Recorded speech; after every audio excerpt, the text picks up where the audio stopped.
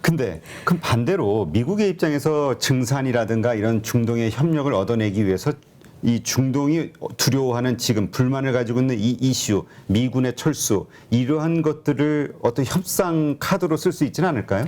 그거를 쓰겠다라고 이번에 갔습니다. 사실 언론에서는 바이든이 사우디한테 증산해달라고 간다라고 했지만 미국의 공식 입장에는 증산의 지읒자도 없었고요. 미국의 공식 입장은 우리가 가서 지역 안보를 끝까지 책임지겠다. 라는 것을 재확인하려고 간다라고 얘기를 했습니다.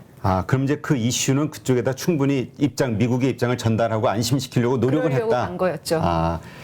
그러면 그 몇 달 후에 열리는 오펙 플러스에서의 기대감, 거기서 뭔가 좋은 결과가 나올 거야라고 기대하는 미국의 입장은 이것으로 인해서 겉으로는 툴툴거리지만 사우디가 협력할 것이다. 이렇게 믿는 건가요?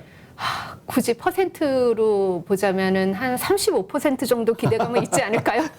그런데 워낙 마음이 많이 상한 상태여서 사우디랑 UAE가요. 그러니까 이번에 되게 홀대받았다는 얘기가 많더라고요. 그렇죠.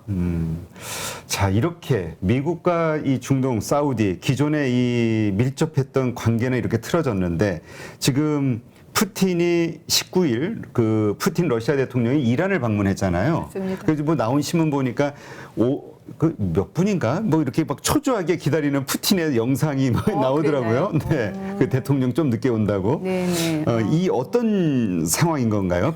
배경이 어떤 건가요? 방문하게 저는 진짜 바이든이 사우디를 떠나자마자 바로 푸틴이랑 그러니까 러시아의 푸틴, 이란의 라이시, 그다음에 투르키의 터키의 에르도안이 만났다는 얘기를 듣고 제가 저럴 줄 알았어. 난 정말 저럴 줄 알았어. 그래요? 네, 중동 공부하는 사람들은 저럴 줄 대부분 아셨을 겁니다.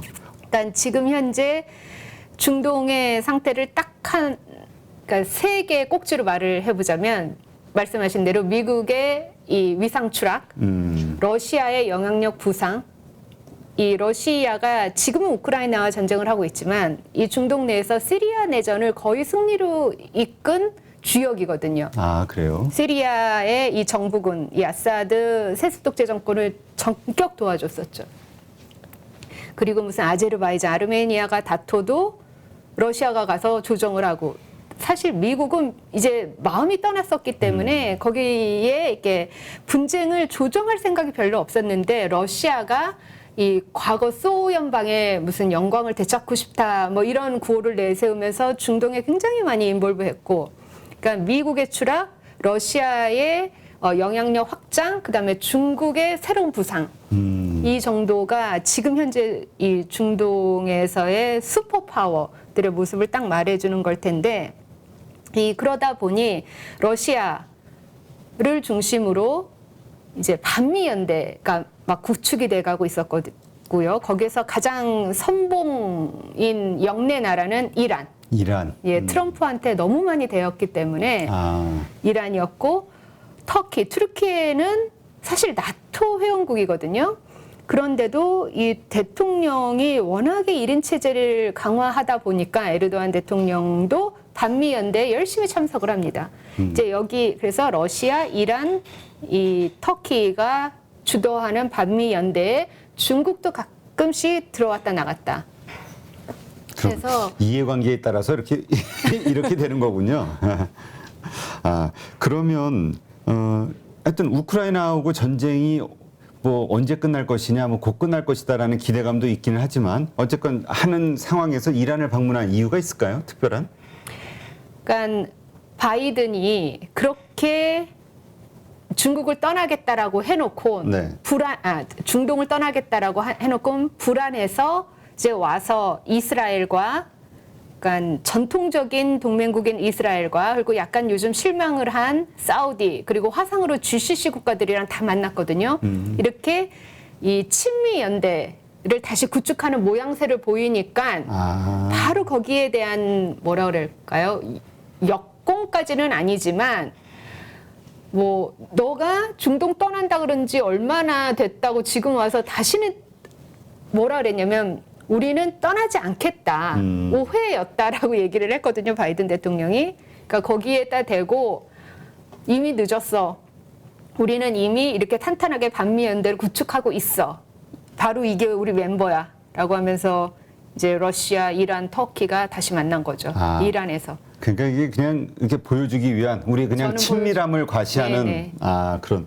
근데 이제 이런 해석도 있거든요. 뭐냐면 오페 플러스 어쨌든 이란도 당사국이고, 네네. 네, 사우디 그러니까 러시아도 그게 플러스잖아요. 그렇죠. 네, 그러니까 이거 역시 한쪽에서 커지는 증산에 대한 기대감 이런 것들이 미리 사전 조정 이렇게 아닌 걸로 또 뭐 그런 거 있는 거 아닌가 뭐 이런 생각하시는 분들도 있긴 하던데.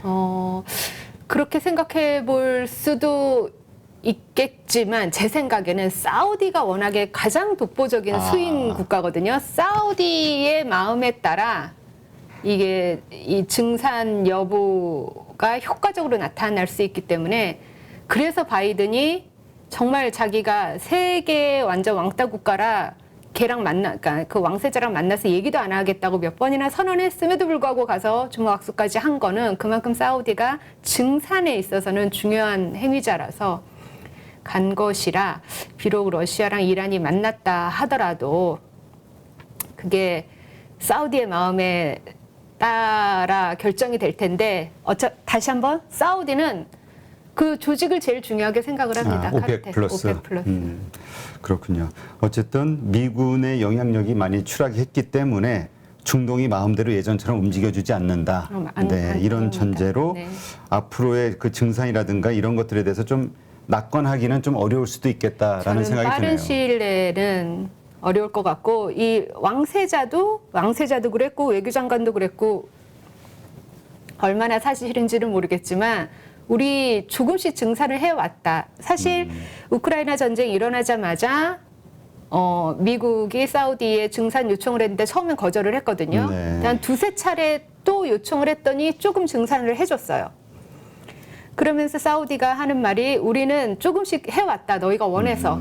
근데 이제는 더 이상 여력이 안 된다라고 얘기는 했는데 저는 그게 맞을 것 같지는 않고 여력은 더 있을 것 같은데 과연 더 할지 얼마나 더 할지. 근데 저는 그렇게 많이 인플레이션을 확 흔들 만큼 많이 할 것 같지는 않습니다. 끝까지 네. 자기가 갖고 있을 레버리지로 둘 것 같아요. 하긴 그쪽의 입장에서 보면, 그러니까 이렇게 고유가 상황, 네. 적당하게 고유가 상황이 좀 유지가 되는 게 더 큰 수익이 되는 그렇죠. 거니까. 적어도 우리가 1, 2년 장사꾼의 입장에서 생각해 보면 또 이해는 되는데, 근데 또 아까 네옴시티 사우디 말씀하셨는데, 그게 좀 현실화되기 어렵다라는 뉘앙스로 저는 들었는데. 맞습니다. 그렇게 그러니까 이 사우디라든가 이런 중동 국가들이 지금 이 돈을 많이 벌고 있잖아요. 이걸 통해서 자기네 어떤 성장 혹은 진짜 좌초자산, 이 화석 연료 이후에 어떤 뭔가를 준비하는 데 사용하지 않겠냐라는 그 기대감들로 그래서 플랜트 건설들이 막 일어나지 않겠냐. 맞습니다. 이게 이제 외부 시각인데 네네. 내부 시각은 어때요? 그러니까 사우디나 UAE나 왕실에게 가장 중요한 것은 이 시민들로 하여금 우리 왕실이 지금 이 21세기의 왕정을 유지하고 있기는 하지만 말도 안 되게 건재하다. 그리고 그렇게 고루하지 않다. 우리가 최첨단 기술에 기반을 해서 비록 예전까지는 좌초자산에 의지했지만 이제 그거 우리 탈출하겠다고 선언했고 그렇다면 탈출해서 무엇을 할 것이냐에는 무조건 최첨단으로 가야 된다라는 거예요.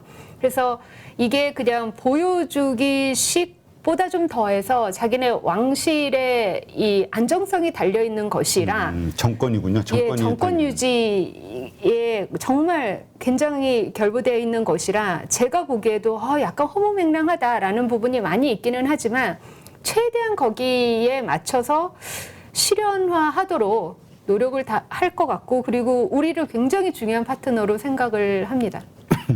그러면 그 사우디의 네옴시티 이것으로 인해서 한국 경제가 좀 도움을 받을 가능성도 있다. 저는 도움을 받을 가능성이 있다라고 그러니까 지금 계획이 2030년까지인데 그거는 거의 불가능한 것 같고요. 제가 볼 때는 2030년부터 본격적으로 막 시작을 하지 않을까. 그래서 우리 플랜트 산업 쪽에서 기대를 많이 하고 이번에도 몇 가지 이렇게 수주를 맺은 걸로 알고 있습니다. 그렇군요. 그게 어느 정도 규모 되는 거예요? 네옴시티 그냥 저희가 그냥 말로는 그냥 대규모 플랜트 건설이 일어날 것이다라고만 보는데 뭐가 특징이 있나요? 네옴시티의 특징이? 그러니까 이 홍해에 있는 섬에 가까운 그 커다란 지역 전체를 그러니까 제가 이번에 UAE 출장을 갔다 왔는데 그러니까 에미리트 항공 안에서 이제 영화를 보는데 중간중간에 계속 네옴시티 광고가 나오더라고요. 근데 이제 광고는 너무 허무맹랑해서 이제 이렇게 뭐 중력을 거스르면서 사람들이 이렇게 뭐 스키 같은 걸 타고 하늘을 날아다니고 막 이런 식으로 공상과학 영화처럼 나오기는 하는데, 그러니까 전기차는 기본이고, 네. 그러니까 네옴시티에 들어가면 모든 것이 그 뭐 탈석유, 탈석탄, 뭐 탄소제로 이렇게 친환경으로 간다라는 것, 그 다음에 최첨단 기술로 간다는 것, 뭐 이 정도인 것 같습니다. 네, 그렇군요.